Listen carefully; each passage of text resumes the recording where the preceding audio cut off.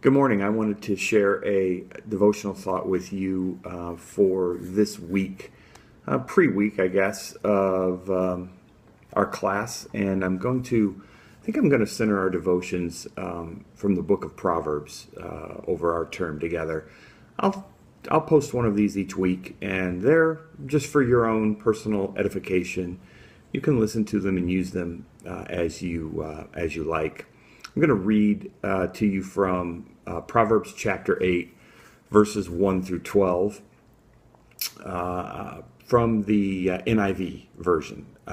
Wisdom's call.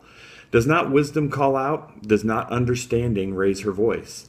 At the highest point along the way, where the path meets, she takes her stand. Beside the gate leading into the city, at the entrance she cries aloud.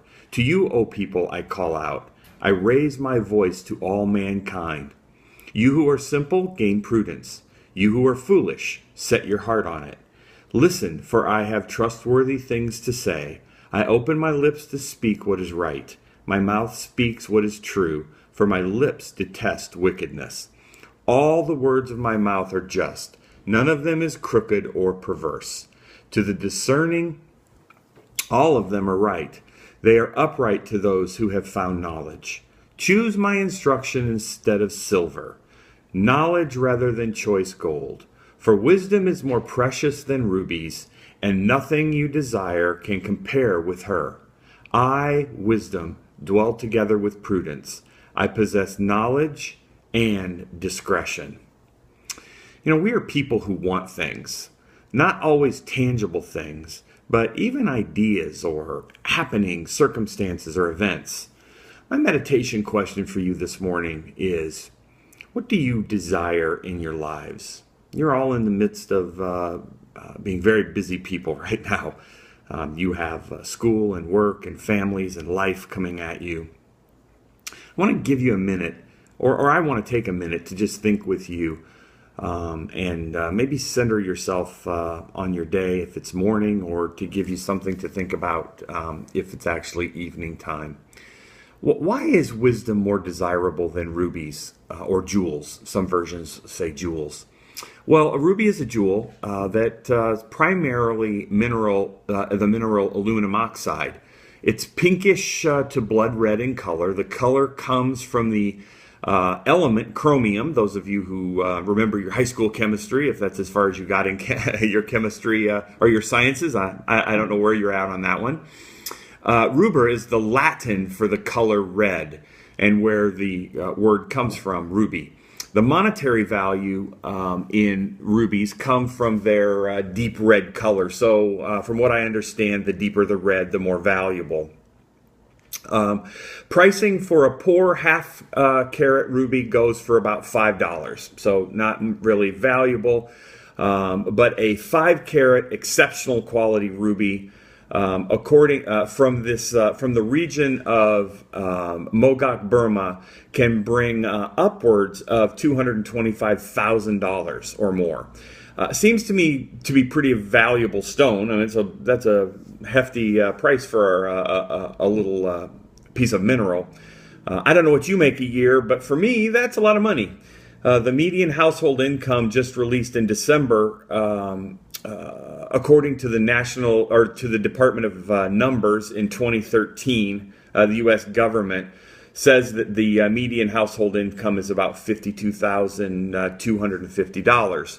So the Bogmat Burma ruby is equal to about 4 years' salary for most people, or maybe, or for most households, I should say. So fairly valuable. Why is wisdom more desirable than a ruby? I think it's a fair question, right? Rubies have short-term value. Wisdom always takes a long-term perspective. Even in the above examples of a ruby being 4 years' salary, if someone works 40 years, this is only about 10% of total income that they'll earn. So Proverbs 1:20 through 23 gives us some idea of the long-term value of this ruby. Rubies really narrow the vision to the stone. It really focuses us on just looking at the stone. And wisdom actually opens our vision to possibilities. I think we have to think about, and for us as leaders, sometimes we get really narrow. And in your dissertation process, you're going to be narrow. The real challenge here is, as you become an expert in an area, which is fantastic, how do you stay open and wise about your learning? The third thing I've thought about is that the ruby sparkles in self-aggrandized beauty. Wisdom listens and discerns in wonder. The ruby's beauty comes from itself. And while the beauty of a leader is that they have self-understanding, effective servant leaders go beyond self, and they work to serve others. The ruby sits and serves just itself in its own beauty. I've worked with Dr. Vern Ludden at Indiana Wesleyan, whom I'm sure you guys have met by now. And Dr. Ludden really comes back and always reminds me of the importance of community in wisdom. It can't just be about ourselves. It can't just be, about us as the leader. Leadership can't just be about what's happening inside of us. And this is why I think one of the reasons that wisdom is more valuable than rubies is the ruby is just about itself, and wisdom goes beyond that. In Luke chapter 11, verses 27 through 32, Jesus had taught on prayer and drove out a demon who was from a mute person. The picture of a crowd building to a frenzy in this story, and the emotion is palpable, so palpable you can feel it. Have you ever just been a part of a crowd that wanted to shout out? I did a few weekends ago. The Indianapolis Colts went into Denver. I'm a big Colts fan. A very tough place to win a football game. A place where 13 weeks ago the Colts had really kind of been crushed or embarrassed by Peyton Manning and the Denver Broncos. And on Sunday when I was watching, I was so excited because the Colts were winning in Denver, and I just wanted to shout out. There's this fevered pitch in the crowd, same fevered pitch as Jesus is saying these things. A woman in the crowd calls out, "Blessed is the mother who gave birth to you and nursed you."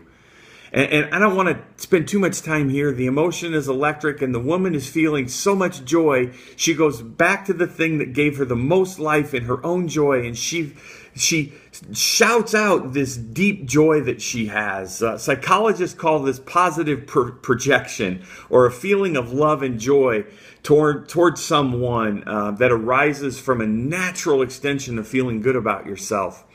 And he turns around to her in the midst of all of this and replies to her, "Blessed rather are those who hear the word of God and obey it." See, hearing the word of God brings us full circle to the reading this morning. Some have called Proverbs chapter 8 prophetic. I'm not sure I want to get into that debate this morning with a group of scholars like yourself. Prophetic in the sense that is David or Solomon, in the writing of these Proverbs, is he really prophesying the crucifixion of Jesus and giving us some thoughts there? Does not wisdom call out, is Proverbs 8:1. Jesus calls out to us from the cross. Does not understanding raise her voice? At the highest point along the way is verse 2. Where the paths meet, she takes her stand. And it is not wisdom, as we think about Jesus being the personification of wisdom, and his crucifixion at Golgotha, which was a hill where his cross was mounted on top, Paths from the road came together right outside the city of Jerusalem. So as Jesus is being crucified, where these paths come together, is is Proverbs chapter 8 a prophetic enunciation of the crucifixion of Jesus, and is not Jesus actually wisdom? In Dr. Ludden's model for wisdom, spirituality or spiritual formation becomes a very important component. And so as we think about developing ourselves as leaders, my challenge is that we don't leave out this spiritual development. Rubies are great. Rubies are fine. Minerals made by God. However, as leaders, it has to be more about than about ourselves. And as we learn to project to our community, that this idea of spiritual formation and spiritual development is key to you in the development of your own leadership, as well as the those that you will invest in as you become scholars and develop others in leadership. So I leave you with that this morning. This thought this morning. We'll come back to Proverbs chapter 8 again next week. Take care, and I hope you're well.